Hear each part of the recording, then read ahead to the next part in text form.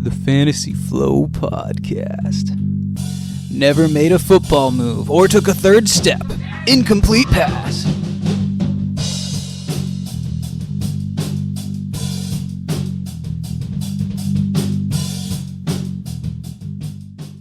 Hey, welcome to the Fantasy Flow Podcast.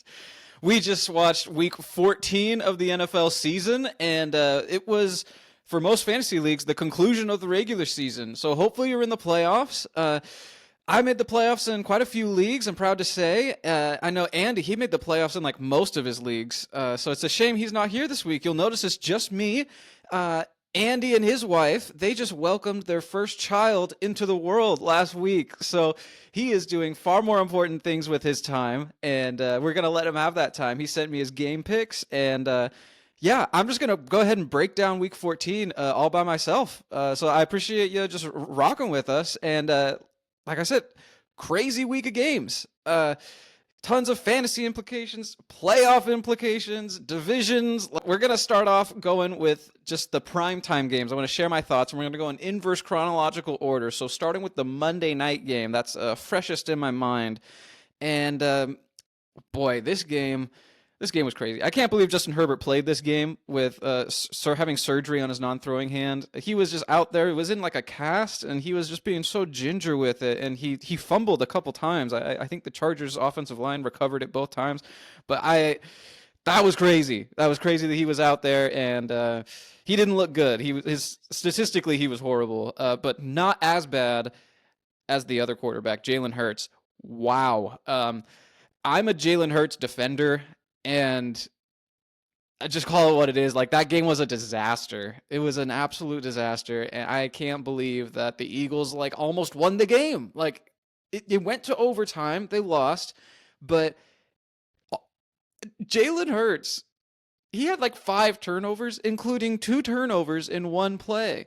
It's all anyone's talking about, but if for some reason you haven't heard it, go look it up. He throws an interception. The defender then fumbles the ball. It goes right to Hurts. He picks it up, and he tries to run, and then he fumbles, and the Chargers defense recovers. So he's responsible for 2 turnovers in one play. First time that's ever happened in the history of the NFL. And they should have won the game. I mean, their field goal kicker, was it Jake Elliott? He misses a 48-yarder at the end of the first half. And it felt like kicking was like the difference in the game, because if he makes that, well, it probably doesn't go to overtime. And the Chargers' Cameron Dicker, 5 for 5 in this game from field goals, becoming the most accurate kicker in NFL history, finally getting enough field goal attempts for it to statistically count. And yeah, I think he's hitting like 94% or something like that. Literally the best in NFL history, and he's the reason that the Chargers won this game. I mean, it's just absolutely incredible. Horrible quarterback play from both sides. Fantasy, this game was a huge disappointment if you needed something from Monday night. But it was kind of interesting to watch at the same time. I had no idea who was going to win, because it just felt like neither team really wanted to, and both defenses were playing out of their minds. Boy, yeah, this is back-to-back losses for the Eagles, but fortunately for them, absolute gimme this coming week, a get-right game against the Raiders. So Chargers kind of the opposite. They play a Chiefs team that's like a cornered animal. So super interesting. Sunday night, let's move on to, speaking of the Chiefs, Texans-Chiefs. Boy, last week in our team elimination challenge, we eliminated the Kansas City Chiefs. That was a big deal, We went out on a limb there, and this result of this game, I mean, this is exactly what we expected. We expected the Texans to beat the Chiefs in kind of a gross, low-scoring game. It was exactly what we thought. And now the Chiefs, statistically, like, they have a very difficult path to making the playoffs. They have to win out, and they need help. So they're pretty much done. Their offensive line is in shambles, so that was a huge part of it for us, going up against that Texans defense, probably the best defense in the league, right there with the Seahawks. Bottom line, like, Chris Jones and Travis Kelce are no longer superstars.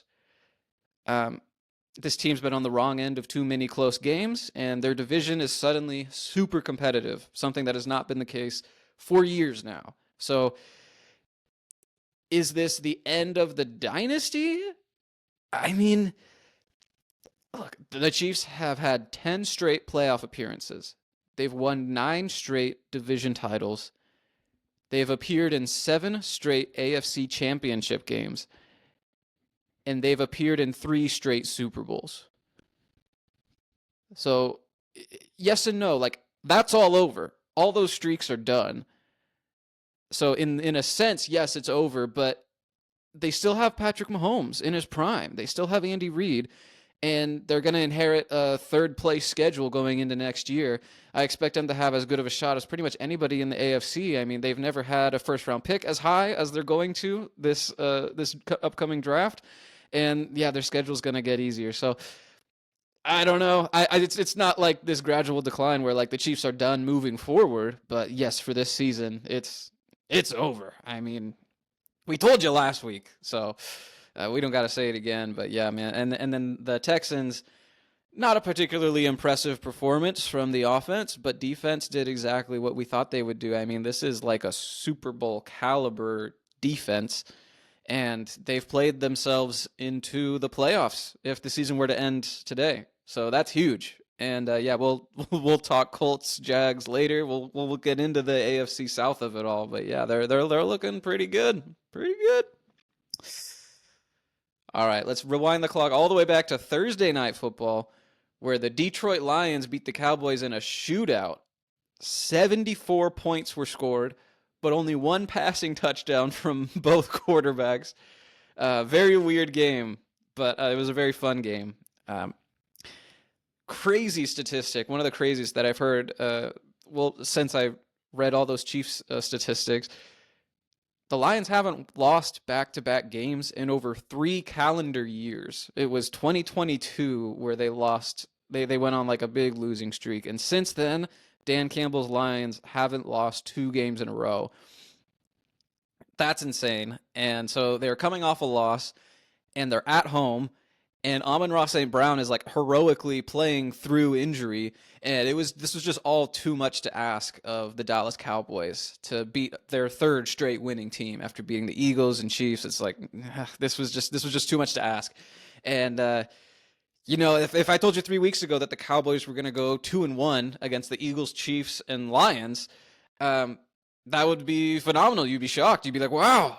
But unfortunately, where we're at right now, like it was like the one that they lost was kind of the one of those that they couldn't lose because they're fighting with the Lions for that wild card spot. And now you give the Lions a W and the tiebreaker. Not that that's going to factor in because the Cowboys are the only NFC team with a tie, but yeah, it's just so tough. Like statistically, their path to the playoffs looks a lot like the Chiefs. It's just like probably not going to happen. Even though I think this Cowboys team is really good, like this just wasn't their night.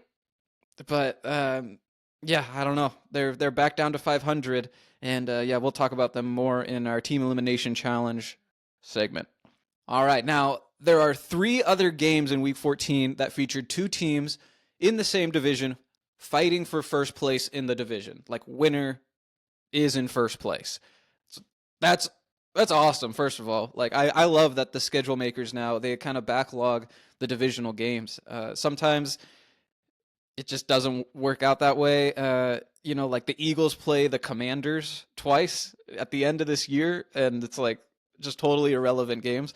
But in the case of the AFC South, I mean, this was everything. The Jaguars versus the Colts. For first place, Daniel Jones, he's playing through a fracture in his left fibula. And, I mean, look, I thought the Colts were going to win this game, and we'll never know what would have happened because Daniel Jones, he tore the Achilles in his right leg. So that's just crazy to me. I just assumed it was the same one that he'd been playing through injury on. Maybe you overcompensate. Maybe you're overthinking where you're distributing your weight. I don't know. But he's got 2 bad legs now, which is just devastating for that guy and for the Colts. I mean, Anthony Richardson is still dealing with a self-inflicted eye injury. Rookie 6th-round pick Riley Leonard has a PCL sprain in his knee, won't be able to go this coming week. And their practice squad QB, Brett Rippon, he has 4 touchdowns and 9 interceptions in his sporadic NFL career. His most recent touchdown was in 2022. So he's basically injured too, or at least that's how the Colts see it, because they brought in 44-year-old current Hall of Fame semifinalist Phillip Rivers to join the team. He is on the practice squad as of this recording, and all signs point to him leading the team on Sunday against the Seattle Seahawks. What a terrifying defense to make your return after 5 years. I don't know. This is insane. This is stupid. Like, I'm like lost for words because this is just absolutely insane. It's like the QB equivalent of when Jim Irsay brought in Jeff Saturday to coach the team halfway through the year. I don't think they'd be doing this if they had their own first-round pick. They would just lose, but they don't because they traded it for Sauce Gardner, who hurt himself on his first game with the team. So it's just a perfect storm where they have no other reason to just go for broke, and they're doing it. They're getting broke, and they're getting 44-year-old Phillip Rivers, who hasn't played football in 5 years. This is absolutely insane. I mean, the Seahawks. I bet the Seahawks defense is going to feel bad, like breaking this guy. And if I was the Colts, I would just run it every time. Like, you don't need to bring this old guy out here to hand the ball off. Like, anyone can hand the ball off. I don't understand, but it's going to be a wild one. And Phillip Rivers immediately shoots up to the top of the list for comeback player of the year if he actually goes. So anyways, Colts lost the game. They lost the game to the Jags pretty convincingly. I don't know. I don't know if the Jaguars are good. I kind of still don't think they are, but they're going to make the playoffs, it looks like. And the Colts are in rough shape. We'll get into that more. AFC North. This was crazy. Steelers-Ravens, much anticipated game between two teams. They were both 500 coming into this and tied for the division lead. It all came down to this, and man, the Ravens got hosed. If Andy was here, we would be having quite the debate because he didn't see it that way. I did. Most people did, I thought. The Ravens, on multiple plays involving turnovers or touchdowns, just got absolutely screwed. And, I don't know, man. Isaiah Likely, he catches the ball in the end zone, which would be like the game-winning touchdown. He's got 2 feet inbounds. He's in the middle of the end zone. He caught the ball, and then the defender punches it out after he takes 2 steps. And the refs just say, well, he didn't really hold on to it long enough for us to really think that he scored a touchdown. And this is just a crisis. I mean, if this was in the playoffs, the NFL would be rewriting the rule book again, because in those big moments, everyone sees that they messed up, and then they have to go redefine what a catch is for the 7th time, But it's a regular season game. Everyone's probably going to forget about it soon enough. But man, the league still doesn't know what a catch is. It's just crazy. Like I can think of scenarios and examples where the rule book as written just doesn't work. So I don't really have anything more to say. The Steelers played great. Somehow Aaron Rodgers and DK Metcalf look like Pro Bowlers, like out of nowhere. So, if they can keep that up, then they're going to win this division, probably at 9-8. The Mike Tomlin special, and they're going to get bounced in the first round of the playoffs. So, hopefully that doesn't happen for everyone's sake. This is the Aaron Rodgers Pittsburgh story. It was a little more promising than this. And, I think just Lamar Jackson and the Ravens, that's one of the most exciting teams in football when they're on, and they just haven't been on. So it just feels like the league is missing something from this division between the ineptitude of the Steelers for most of the season, Lamar, and then Joe Burrow being gone. AFC North is just in shambles, but Steelers are in the driver's seat. It is what it is, and we got to acknowledge that. So, Yeah, shout out Steelers, shout out Pittsburgh. Ravens, we'll talk about you more in the team elimination challenge. All right, let's go to the NFC and let's talk some Packers Bears. NFC North. This game lived up to the hype. Holy cow. This was one of the most fun games of the weekend. And that's saying a lot because, like I said, this weekend was awesome. But I just want to give huge props to the Bears, who they took the Packers to the brink. Yes, they lost 27-20, but Caleb Williams was making what looked like a game-tying, game-winning drive, and he ends up just one pass is just overthrown. It goes right to All-Pro Keyshawn Nixon, who got the game-ending INT. I love that guy, but yeah, just total overthrow, went right to him. Caleb Williams, he had a good game up until then. It's just so hard. He's so inconsistent, and when everything feels like it's off schedule, you're gonna get plays like this, and it really hasn't come back to bite them until right now. And we kind of predicted that this would happen as the schedule gets more difficult down the stretch for the Bears. So that's something to track. But yeah, I just want to talk about this Packers Bears like rivalry. Like, we're so back because Caleb Williams, Ben Johnson, like, this is a real rivalry again, and that's just everybody wins when the Packers and Bears is competitive. So love to see it. Yeah, I got this game right in Andy and I's face-off. We were going against each other. So, yeah, I really appreciate Keyshawn Nixon, rest of the Packers doing work.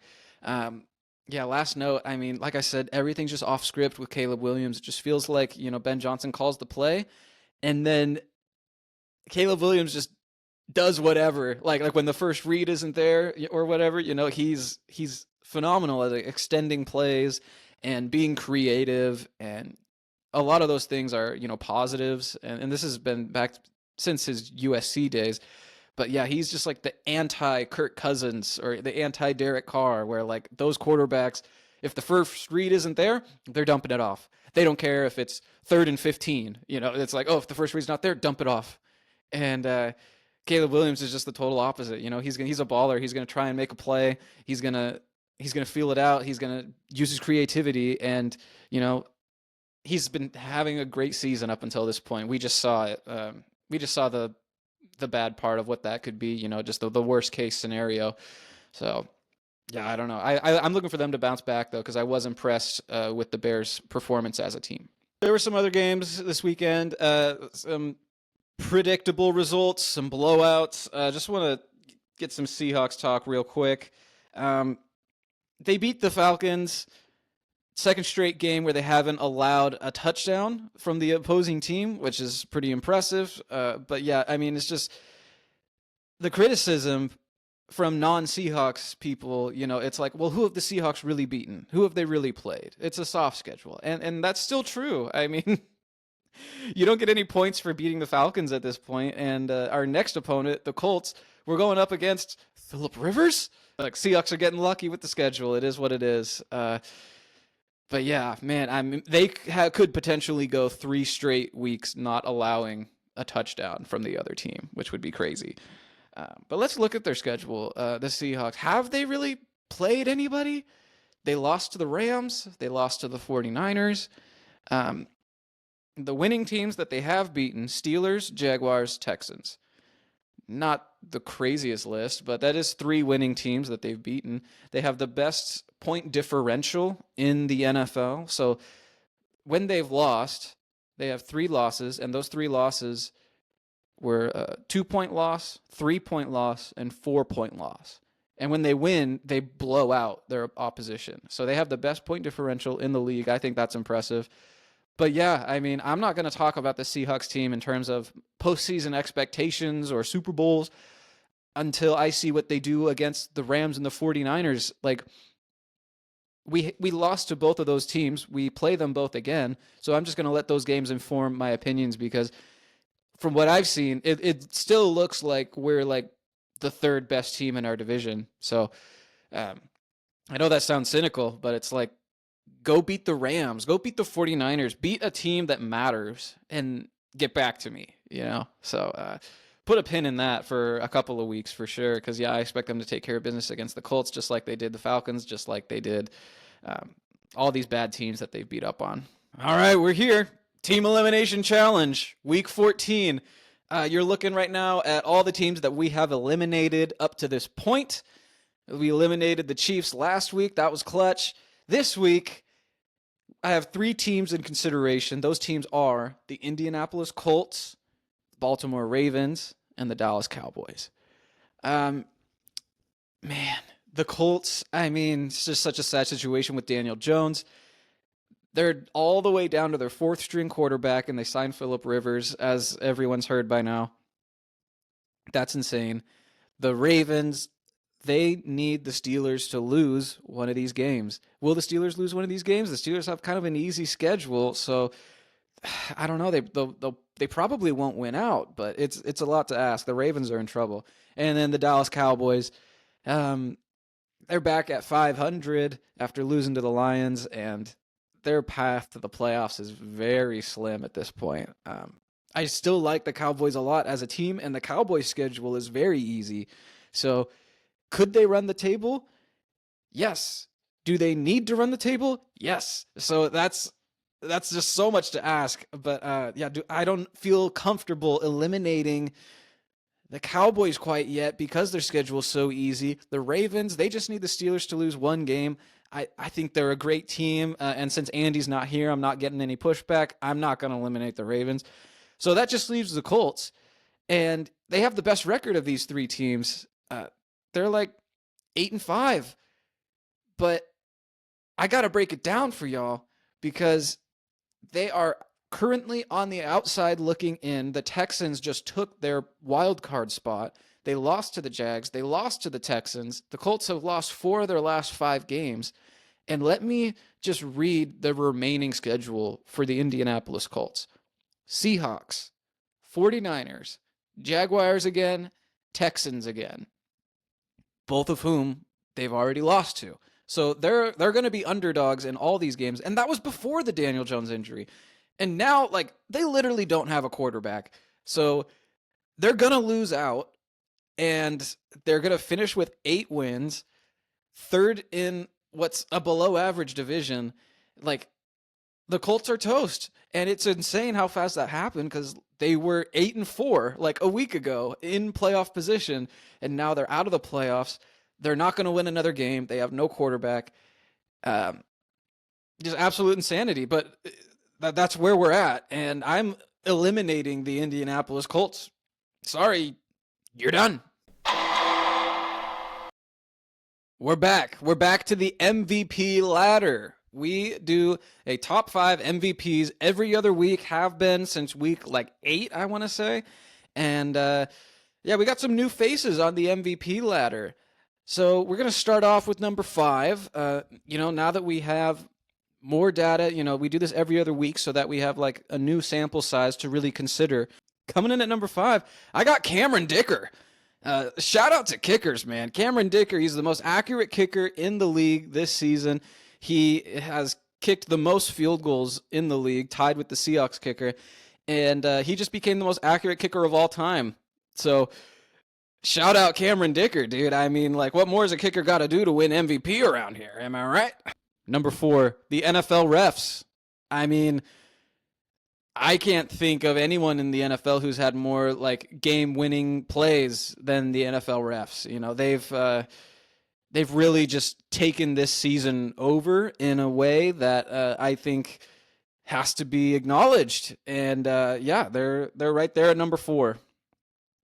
Number 3, Josh Allen. He moves up from number 4. And last time we did this segment, I said that there was a huge gap between the top 2 and the rest of the pack. That's no longer the case. Josh Allen has had a couple of crazy big games.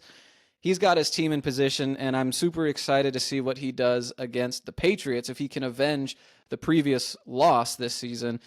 He's at 3, and it's a close 3. So shout out Josh Allen. He's very much in this. Number 2, I'm sticking with Drake May at 2. But he just had a bye week, so not a whole more to discuss there. Number 1 is still Matthew Stafford. He's my MVP if the season were to end right now. He's got 9 more passing touchdowns than the second most. Absolutely balling, just super impressive for a guy of his age. we forget he was in like some sort of sci-fi chamber in like August, and like no one really knew what to make of this Rams team, and now they look like obviously the best team in the NFC, maybe the NFL. So shout out Matthew Stafford. All right, let's flip the page to week 15. Three huge matchups between two teams destined for the playoffs. I just mentioned that Patriots-Bills game. The Patriots stunned the Bills in Buffalo early this season. I want to see what happens when they play again. This one's going to be in New England. If the Bills want any chance to win this division, they got to win this game, obviously.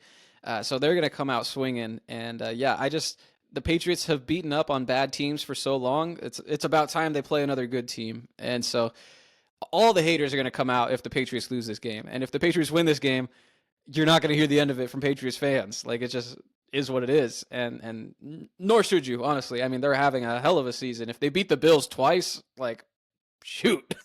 Maybe they deserve the 1 seed. I don't know. Next game, Rams-Lions. Boy, howdy. Like, this is going to be another shootout. I feel like we just saw it, but it was the Lions-Cowboys, right? That Thursday night game that went over 70 points. This could do the same thing. Like, honestly, the Rams defense is looking a little shaky right now, and I think the Lions are just playing at the absolute top of their game. Unfortunately, they're not coming off a loss, so they don't have that superpower, but I just love the storyline here with Matthew Stafford, Jared Goff, of course, traded for each other famously. They've played once, I think, since the trade, and Stafford and the Rams like won by a lot. So I would really love to see Jared Goff get a W here, not just as a Seahawks fan. Of course, that would be super helpful. But yeah, I would just love to see Jared Goff get a W and beat his former team. The last game here that I want to make sure to mention, the Broncos-Packers.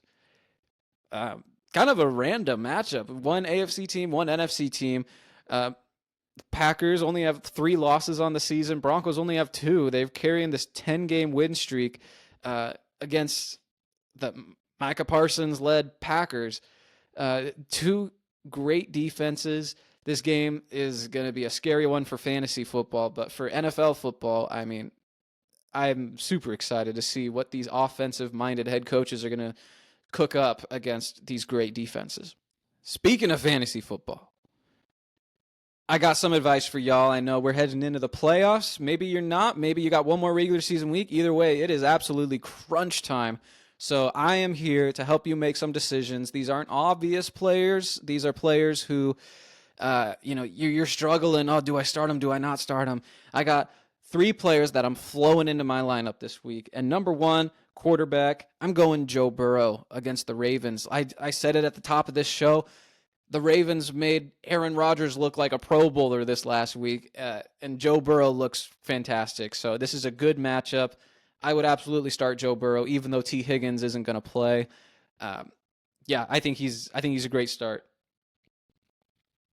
Running back, I'm going to go Rico Dowdle. You remember Rico Dowdle from earlier in the year? Yeah, I know Chuba Hubbard's back, and they're sharing the load a little bit, but this matchup against the Saints is a great one, and the Panthers are coming off a bye. They're nice and healthy, so I'm looking for Rico Dowdle to have a big game here. Hopefully it's just a running game script the whole way, and they can really ride Rico here. I'm putting him into my lineup, so I think you should too. Last player I'm flowing into my lineup, and this is a deep cut, okay?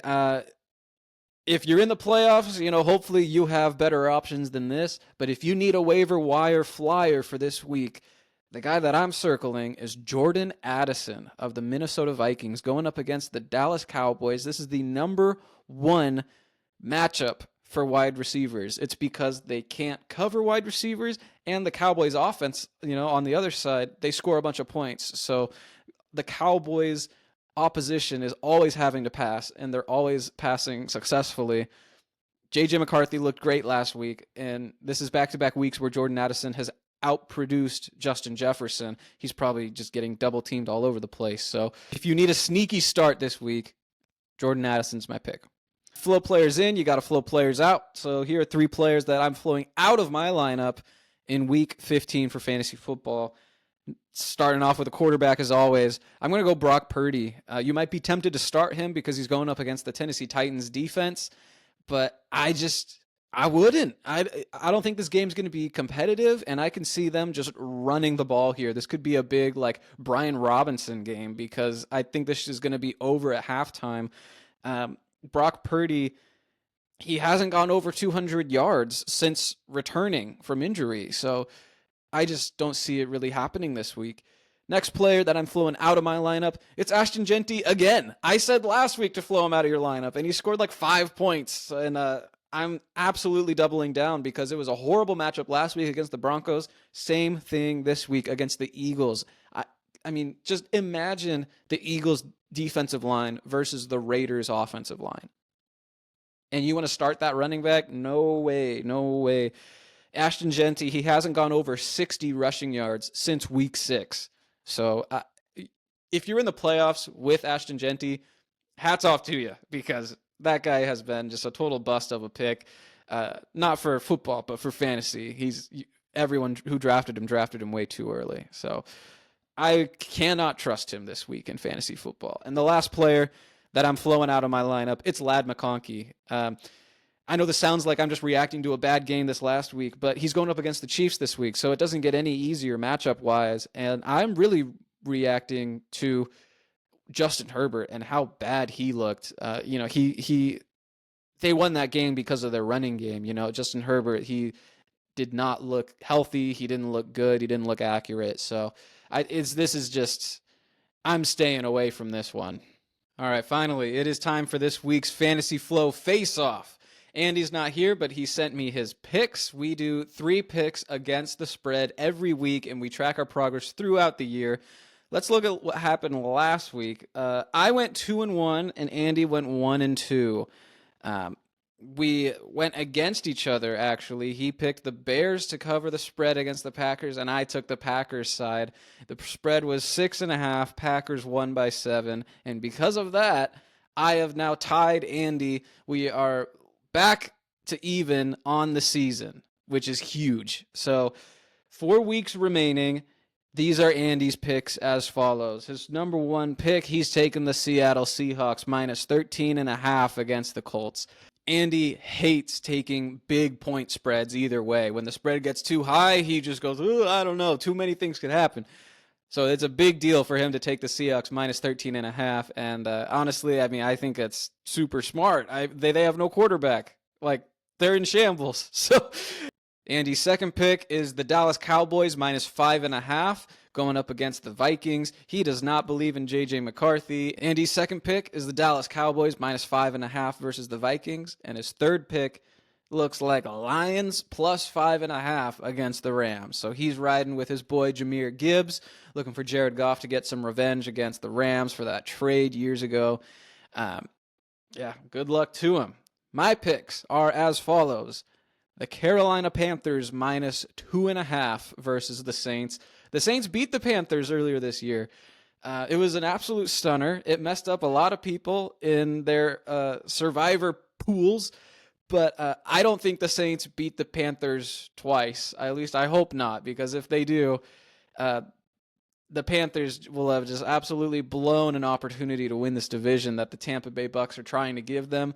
It also messes up our under Saints 4.5 wins this season. So I need the Panthers to come through in a big spot, and let's cover the heck out of that 2.5 point spread. That's so just tiny. That's just a field goal. Like, come on. How about 13? Let's win by 13. My next pick is the 49ers. Talk about big spreads. 49ers are minus 12.5 against the Titans. The Titans, look, they messed around and won last week. They've been scored some points against our Seahawks. Against the 49ers, though, coming off a bye, I don't know that they will be able to replicate that. It seems kind of fluky how they're getting a lot of their points, defensive stuff, special teams, returns. Jahmyr DK's having a heck of a season. He's probably going to be an all-pro as a rookie, but I don't see that happening against such a well-run organization like the 49ers, especially coming off a bye, like I said, getting healthy, getting right. I think that the 49ers are going to wipe the floor with them. And my third pick, We got enough favorites. So I'm going to take a team in a pick 'em. Give me the Patriots. Give me the Patriots at home to beat the Bills again. I don't trust this Bills team. They're probably the best running team in football between Josh Allen and James Cook. But, I don't know. The Patriots are coming off a bye themselves, and they beat them once.